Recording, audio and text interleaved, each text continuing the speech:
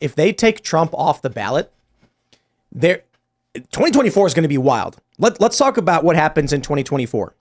If Trump is removed from any state, they'll try to make that state award its electors to the Democrat. Maybe they'll try and I doubt this, but award it to someone, I don't know, libertarian or something. As like, well, we're not going to give it to the Democrat because we're being fair. Mm-hmm. But you need to get 270. If you don't, it goes to the House of Representatives. They cannot let that happen. I have no idea what's going to happen. The speculation is they'll take Trump's name off the ballot in Michigan or Pennsylvania or Georgia. I think Georgia is the key target. Yeah, they're trying to use the 14th Amendment to get him on charges of, sedition, of course, so that they can use the 14th Amendment to try to remove him from certain states. That's why they want this to be a very, very fast trial, because they want to knock Trump out before the primaries conclude. That's why I was saying when Trump came out and said everybody should drop out of the race, he's got a point. If they all dropped out right now, the Democrats' hands are tied.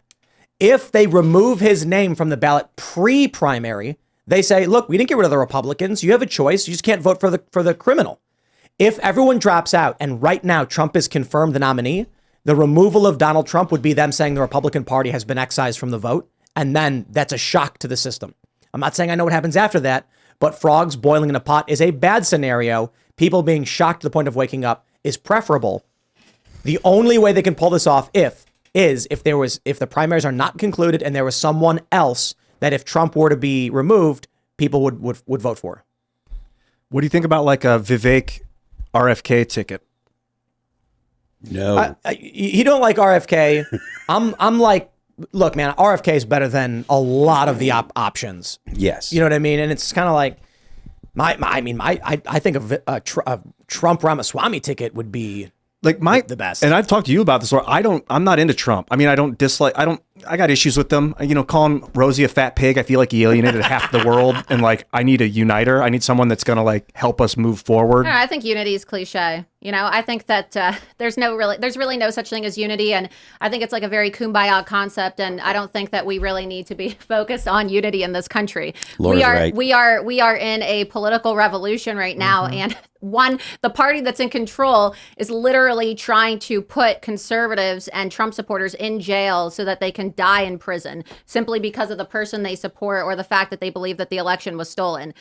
There's no room to play nice. There's no more talk about civility, no more talk about unity. We're in a war to save our country. And this is the problem, right? This is why we're in the mess today, is because so many people, and this is no disrespect to you, but so many people in this country are focused on civility and decorum and, let's go along to get along. I'm sick of it. So many people on the right are like that. Yeah, that's what I'm saying. The leftists are burning down cities. The right is like that, and that's why the Republicans lose. The country is called the United States. It's united. We had unity, and that's the reason we function as 50 states. Without it, it'd be a civil war. So we need to unify. But we're in the civil war right now. We don't have unity. I think it's an illusion. And let me address that from the left. I don't think anyone can win on that platform. Let me address that from the left. One of the issues with the Declaration of Independence was that there were, I think it was South Carolina and Georgia would not sign on unless they removed Thomas Jefferson's criticisms of slavery. Yep. So unity doesn't always mean the best things. Yeah. I can understand the argument among the founding fathers. They were like, okay, well, we have no choice. I do believe that Quebec was a colony of the crown, and they did not want to join up. So they were like, we desperately need other colonies to agree with us. Thus, let's just ignore the slavery thing for now. And I'm kind of like, wow, that sucked. But I get the argument. I'm not going to sit here and criticize the founding fathers for winning the Revolutionary War. Just to consider, sometimes this idea of unity means unifying with people who are very, very bad and doing very bad Hitler things. tried to unify Europe. I mean, it was not the best form of unification. So right now, the challenge I see in this country is he didn't try to. Extermination is not unification. Seizing Paris was a step forward towards unification. No. Hold on. You could make the argument that Hitler was doing horrifying, awful things. He was conquering it to unify it. Like the simple academic term is unification of Europe is what people refer to. And no one's ever saying like that's not an argument to make that it's in agreement with Tim. Unification is not always good. I was not aware that they called it unification. I was not aware that the extermination of Jews and gypsies and stuff. But what he was unification. What Hitler was doing, invading other countries and stealing territory, trying to invade Russia, was conquer and dominate under one umbrella to control everything. And yes, he was a psychotic eugenicist, anti-Semite, racist, and all of those awful things. But in a simple sense, I think they call it European unification or whatever. Yeah, I think it's fair to say that like conquering but outside of that, my point is this: right now in the United States, we have states that allow for the kidnapping of children to be castrated, and they are legally protected. You have states like California that are sanctuary states that are completely violating the Constitution. So I'm sorry to say, as much as I can understand there is power in unity, right now what you have is not unity. You have someone pinning you to the ground and beating you in the face. But I'm a bit of a utilitarian. If California were excised, the Communist Chinese Party would land destroyers. We don't want to remove California. We want to conquer it.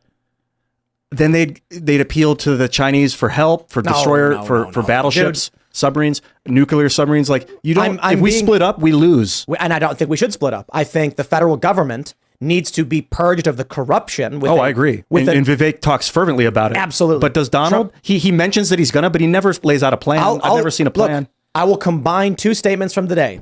Bill Mitchell saying that Trump is the big guy and DeSantis is the guy who executes the vision. Well, I think that ship has sailed. But Vivek is running the campaign DeSantis should have run. So let Trump be the big guy who oversees the thing, and then let Vivek be the surgeon who goes in and executes. Yeah. And Ron DeSantis doesn't execute visions. The only thing that Ron DeSantis has executed is his campaign for president. Okay, that should be a T-shirt. I'm sorry, man. Yeah, he's too slow. He's just not adaptable. He's not. And also, it's a facade. He's a Manchurian candidate, and I'm just so sick and tired as a Floridian, as somebody who's actually, impacted by these negative policies as a result of him allowing for Florida to literally be invaded. He has allowed our state to be invaded at the expense of people who are already living there, and he doesn't care. He doesn't care. I'm going to own this one. I feel personally slighted to the point where I'm sick of the DeSantis campaign. Yeah, I'm sick of these people. When I brought this up to Bill Mitchell, and he was a very nice guy. After we wrapped the show, we were all hanging out, having sushi. We played poker. He got a full house. It was good fun. Even, Laura and him got along and were cordial and everything was great. But in this debate, I said, I'm wondering why it is that I'm not this crazy diehard Trumper. I'm not tweeting insults at people. I'm not attacking anybody. But when I have even the lightest criticism of Ron DeSantis, that's not even overt criticism, his actual campaign staff and the staff of his governor's office insult me and attack me. And the immediate response was, oh, yeah, but, Alex Brusewitz did this and Laura Loomer did this. And I'm like, okay, stop. I'm not them. I don't care. I'm asking you why it is that there's people like me or Mike Cernovich and several others who have said that the DeSantis surrogates and campaign staff have been vicious towards people who should be allies. He didn't have an answer. And he said, oh, please, I can't believe I'm hearing this, blah, blah, blah. I'm like, okay, fine. There's no answer. And this is all that we deserve for the people that were for a long time, like a year ago, me praising DeSantis. Right. And now I'm just being attacked relentlessly. I'm sorry. I will own it. I am personally insulted, personally slighted, and I am just sick of their campaign and the campaign staff. Yeah. So you know what? Screw it. DeSantis is done. He's he already fell to number 3 in the predicted. That's because he's going to be number 3 at the end. Vivek's on an upward trend. Yep. So it is Trump and Vivek is who we should be talking about. And Vivek is smart enough to know he's not going to defeat Goliath here. Well, but this is what's so bad about Ron DeSantis. You just said it. Everybody knows it. He's done.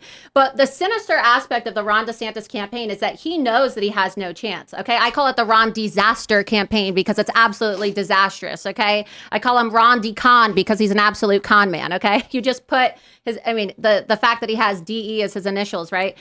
You could just, call him whatever you want. But the fact is that Ron DeSantis is only existing in this presidential race for the sake of soaking up valuable GOP donor resources that could otherwise be used for election integrity efforts or for litigation to combat a weaponized government. And when you look at all these candidates, when you combine all the resources collectively at the end of this stupid primary, when everybody should just drop the hell out and endorse Donald Trump and rally behind him for the sake of our country and getting getting revenge rather and retribution against these goddamn communists. Okay. It's going to be about $1 billion to $1.5 billion. Yeah. And that's a lot of money. That's a lot of money. I'm looking forward to it because our ad revenue is going to skyrocket. But they're taking that money And it's essentially going to guarantee Biden another 4 years if they don't drop out and get behind Donald Trump. That's what this is about. They know they can't win. Let me ask you a question, a hypothetical. I was thinking this in my head. I don't know any realistic scenario where Trump is forcefully removed that makes someone feel good about voting for someone else. Like if you're a Trump supporter and they lock Trump up, you're like, no way, I'm behind Trump. So there's got to be some kind of scenario for me to ask this question. So I'll go with an absurd scenario for the sake of argument. Let's say that there is a super, let's just say an evil globalist plants the Genesis device in the base of New York City, and the only one who can stop it is Trump. And Trump runs in, and they're like, no, Trump, if you go in there, you'll be transported to another dimension and you'll be completely wiped from existence. And he's like, it's the only thing that I can do to save all the people of the world. And then he disrupts the device and he's gone. Trump just sacrificed it. He's gone. There's no more Trump. He's not forced out. There's no possible scenario to vote for him. Would you vote for Vivek Ramaswamy? The only person that I'm voting for is President Donald Trump. But that's why I asked it in the most absurd way possible. Trump sacrifices himself to save humanity, and now he's gone forever. And humanity is going to crumble because the only way that we're going to because she's not entertaining your games, Pool. She's not putting up with your games. You see how I carefully crafted the question? I don't like hypotheticals. I'm not really into all this like copium bullshit that the Republican Party is trying to force feed voters, right? I'm a realist. Some people say that I'm negative, right? Some people say that I speak too badly about Republicans. Well, guess what? I like to call myself an equal opportunity hater, okay? Because I hate the Republican Party and I hate the Democrat Party. I hate all political parties, actually. And that's why I like Donald Trump, right? Because he's a disruptor. He's the sledgehammer to the uniparty that has awakened and has provided a voice to the forgotten man and forgotten woman of this country who have been completely screwed over by both political parties. And that is the reason why, okay, Donald Trump is being attacked by the left and the right. The people that are doing the most damage right now to Donald Trump aren't these prosecutors and these radical judges. It's the Republicans in office, elected Republicans that are staying silent. Where's Kevin McCarthy, right? Our Congress is on vacation right now when they should actually be in Washington, D.C., fighting against the weaponized government and taking a stand because the heist of the 2024 election is taking place before our eyes right now. And Republicans are, I'd like to say, asleep at the wheel, but they're participating. More than just the election. Let's shift. I want to shift. I do want to talk about Trump's sledgehammer strategy because I feel like if we're all on a ship together, the United States, and the commander's like, I'm going to destroy this corruption in our system and just start breaking the ship apart, we all drown and die. Like, but that's what vision does he offer other than I'm going to end all the bad stuff? Like, tell me what you want to create. So you say we're on a ship and he's taking a sledgehammer to it. Let me give you a better analogy. We're on a ship and there's a bunch of little golems running around ripping the cables out of the wall. And he's like, I'm going to put an end to this. And he gets a little net and starts catching all the little goblins in a net. And then he's chucking them into a safe little boat where they'll be. That's what he told me he was going to do in 2016. Thanks for watching this clip from the Timcast IRL podcast. Hang out with us live Monday through Friday at 8 p.m. and become a member over at timcast.com for uncensored, members-only shows exclusive. Thanks for hanging out, and we'll see you all next time.